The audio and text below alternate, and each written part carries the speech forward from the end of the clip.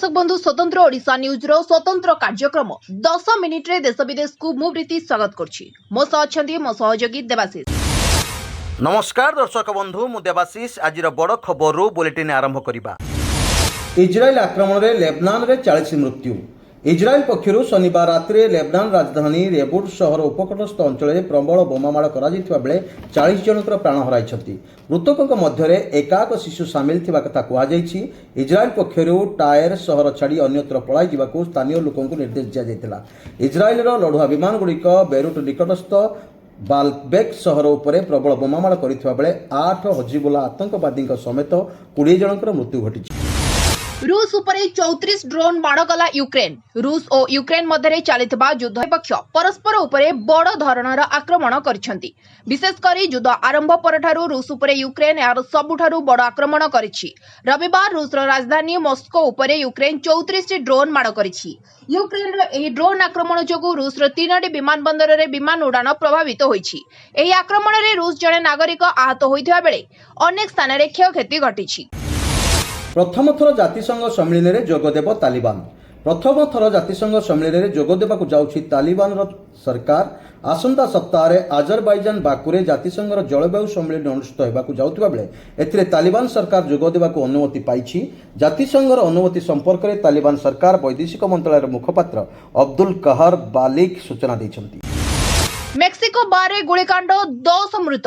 मेक्सिकोर क्वेरेटार सहर रे थिबा एक बारे गुलिकांड घटिथिबा बेले एथिरे 10 जन प्राण हराइछन्ति। आहत 7 जन को डाक्तरखाना रे भर्ती करा जायछि। पुलिस सूचना अनुसार आधुनिक अस्त्र शस्त्र रे सज्जित 4 जन आततायी शनिवार राति रे लॉस कांटारिटोस बार रे प्रवेश करी आखि बुझा गुलिचालना करथिले। गुलिचालना परे 3 जन आततायी घटनास्थल रु फेरार थिया बेले अन्य जन को बार सुरक्षा कर्मी धरिबारे सफल होइछन्ति। श्रीलंका रे 23 भारतीय मत्स्यजीवी गिरफ। पाक प्रणाली अंतर्गत नेदुरथिबु द्वीप निकट में माछ धरुला बेले श्रीलंका पाक प्रणाली निकट को जाइथिले मत्स्यजीवी माने बेआईन भावे प्रवेश करिथिबारु नौबाहिनी तरफरु 23 जन भारतीय मत्स्यजीवी को गिरफ करा जाइछि। शेख हसीना को प्रत्यार्पण पाई इंटरपोल रो सहायता लोडिबो बांग्लादेश। देशरु विताड़ित होइथिबा बांग्लादेश रो पूर्वतन प्रधानमंत्री शेख हसीना को प्रत्यार्पण निमते सेठाकार अंतरीण सरकार इंटरपोल रो सहायता लोडियो बोली जणा पड़िछि। हसीना विरोध में एकाक मामला वर्तमान बांग्लादेश अदालत रे विचाराधीन थिबारु हसीना को स्वदेश फेराई आनिबा जरूरी होई पड़िछि। हसीना को प्रत्यार्पण करबाकू सेठाकार सरकार भारत उपरे चाप पकाइथिले सुधा एपर्यंत ताहा फलप्रद होई पारि नाही। गुली विनिमय जवान शहीद 3 आहत। जम्मू काश्मीर किश्तवाड़ जिले में रविवार आतंकवादी सहित गुली विनिमय सेनार स्वतंत्र बाहिनीर जड़े जवान शहीद होता बेले 3 जन कमांडो आहत होती। शहीद जवान होती व्हाइट नाइट स्टॉप पारा 2 नायक सुबेदार राजेश कुमार। किश्तवाड़ आतंकवादी माने 2 जन विलेज डिफेन्स गार्ड सदस्य हत्या करने पर शनिवार गौर ब्रिज रे जम्मू काश्मीर पुलिस और व्हाइट नाइट पक्षरु मिलित भाव में अभियान आरंभ करा। पेटरू बाहरिला 27 किलोर ट्यूमर। अमेरिकार नाब्रे रहुथिबा जणे व्यक्ति पेटरू 27 किलोर एक ट्यूमर डाक्तर माने अस्त्रोपचार करी बाहर करछंती। नार्वे बासिंदा 59 वर्षीय थोमास क्राउन को पेट गत 2011 क्रमागत भावे बढ़ी चलथिला। 2012 से मधुमेह और मेदबहुलतार शिकार होइथिबा जणा पड़थिला। विभिन्न स्थान रे चिकित्सित हेबा सह से औषध खाउथिले तथापि तांको पेट दिनकु दिन बढ़िबार लागिथिला। पेट बढ़िबा साधारण घटना बोली क्राउन धरि नैथिले। किछि दिन तळे तांको पेटरे विभिन्न समस्या देखा जिबारु से डाक्तरଙ୍କ निकटकु जाइथिले। विभिन्न परीक्षा निरीक्षा परे तांको पेटरे एक बड़ ट्यूमर थिबा डाक्तर जानिबाकु पाइले। झारखंड निर्वाचन प्रचार में सामिल हेबे मुख्यमंत्री। झारखंड निर्वाचन प्रचार सरगरम हो पड़ी। झारखंड में बीजेपी प्रार्थी सपक्ष में प्रचार करने आसंता काल मुख्यमंत्री मोहन चरण माझी 2 दिनिया गस्तरे झारखंड जिबे। सेठारे से एकाधिक निर्वाचन सभा उद्बोधन देवा सहित रोड शो करिवार मध्य कार्यक्रम रही। झारखंड निर्वाचन प्रचार पर बीजेपी 40 जनिया स्टार प्रचारक प्रकाश पाइथिला। सेथिरे मुख्यमंत्री श्री माझी सहित केंद्र मंत्री धर्मेंद्र प्रधान मध्य अछंती। रामलालांग पाई काश्मीर पश्मीना साल। शीत ऋतुर आगमन को देखि अयोध्या राम मंदिर प्रभु रामलालांग पाई आवश्यक प्रस्तुति आरंभ हो जाइछि।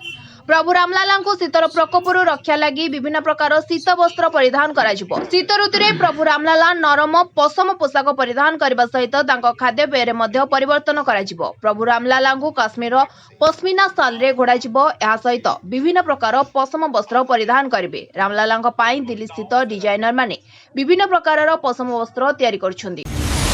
आज शपथ नेबे 51तम प्रधान विचारपति ନୂଆଦିଲ୍ଲୀ ସୁପ୍ରିମକୋର୍ଟର 51ତମ ପ୍ରଧାନ ବିଚାରପତି ଭାବେ ଜଷ୍ଟିସ୍ ସଞ୍ଜୀବ ଖାନ୍ନା ସୋମବାର ଶପଥ ଗ୍ରହଣ କରିବେ। ରାଷ୍ଟ୍ରପତି ଦ୍ରୌପଦୀ ମୁର୍ମୁ ପୂର୍ବାହ୍ନ 10ଟା ସମୟରେ ରାଷ୍ଟ୍ରପତି ଭବନରେ ଆୟୋଜିତ ଉତ୍ସବରେ ତାଙ୍କୁ ଶପଥପାଠ କରାଇବେ। ପ୍ରଧାନ ବିଚାରପତି ଡି.ୱାଇ. ଚନ୍ଦ୍ରଚୂଡ଼ଙ୍କ ସୁପାରିଶ କ୍ରମେ ଖାନ୍ନାଙ୍କୁ ପରବର୍ତ୍ତୀ ପ୍ରଧାନ ବିଚାରପତି ଭାବେ ଅକ୍ଟୋବର 24ରେ ନିଯୁକ୍ତି ଦିଆଯାଇଥିଲା। ପ୍ରଧାନ ବିଚାରପତି ଭାବେ ତାଙ୍କ କାର୍ଯ୍ୟକାଳ 2025 ମେ 13ରେ ଶେଷ ହେବ।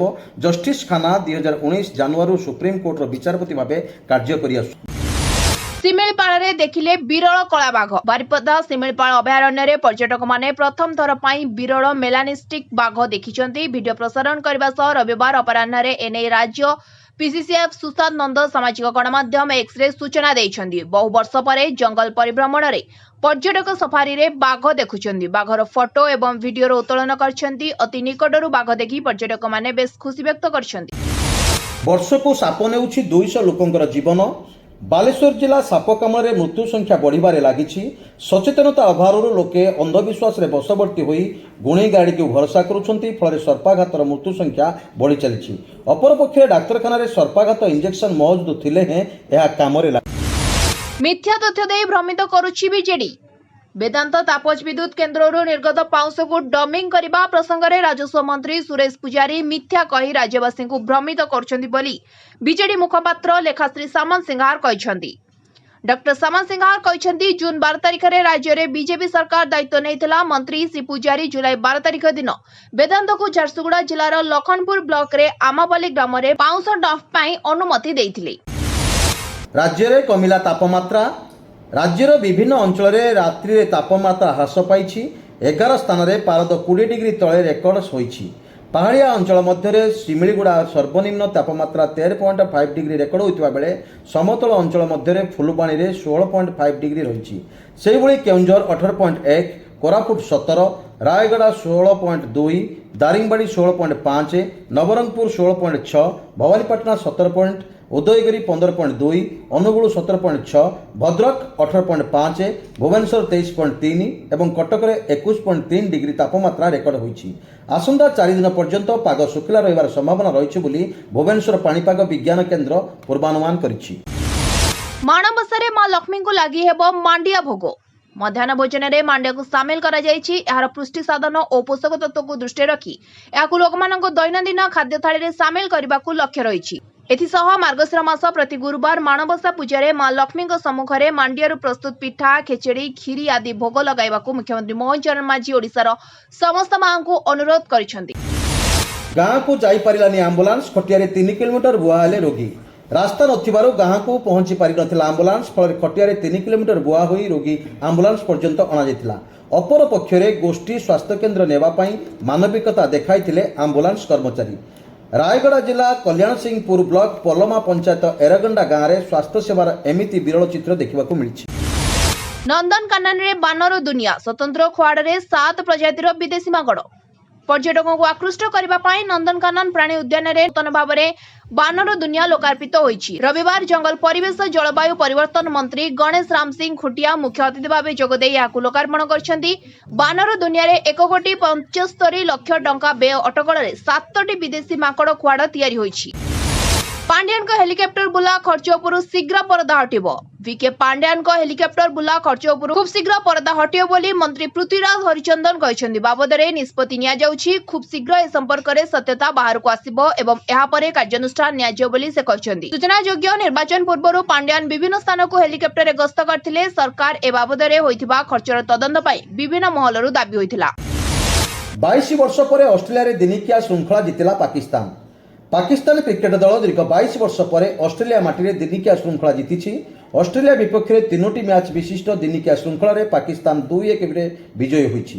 ରବିବାର ପର୍ଥରେ ଖେଳାଯାଇଥିବା ଶୃଙ୍ଖଳାର ଅନ୍ତିମ ମ୍ୟାଚ୍ରେ ବୋଲରଙ୍କର ଶୃଙ୍ଖଳିତ ପ୍ରଦର୍ଶନ ବଳରେ ପାକିସ୍ତାନ 8 ୱିକେଟରେ ଅଷ୍ଟ୍ରେଲିଆକୁ ପରାସ୍ତ କରିଛି।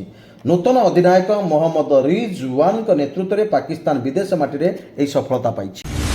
ବରୁଣଙ୍କ 5 ୱିକେଟ ନିଷ୍ଫଳ। ଦ୍ୱିତୀୟ ଟି20 ଜିତିଲା ଦକ୍ଷିଣ ଆଫ୍ରିକା। ସ୍ପିନର ବରୁଣ ଚକ୍ରବର୍ତ୍ତୀ 5ଟି ୱିକେଟ ନେଇଥିଲେ ହେଁ ରବିବାର ଦ୍ୱିତୀୟ ଟି20 ମ୍ୟାଚ୍ରେ ଭାରତୀୟ ଦଳକୁ ଜିତାଇ ପାରି ନାହାନ୍ତି। ଟ୍ରିଷ୍ଟାନ ଷ୍ଟବ୍ସ ଓ ଜେରାଲ୍ଡ କୋଏଜିଙ୍କ ଲଢୁଆ ବ୍ୟାଟିଂ ବଳରେ ଦକ୍ଷିଣ ଆଫ୍ରିକା 3 ୱିକେଟରେ ଭାରତକୁ ପରାସ୍ତ କରିଛି। ବ୍ୟାଟିଂ ବିଫଳତା भोगी भारत 6 विकेट हराई मात्र 124 रन करथिला पर 6 बॉल बाकी थाई 7 विकेट हराई घरोई दक्षिण आफ्रिका जीति नेथिला फल 4 मैच रो श्रृंखला एबे 1-1 स्थिति रे रहिछि। ब्यूरो रिपोर्ट स्वतंत्र ओडिशा लाइव।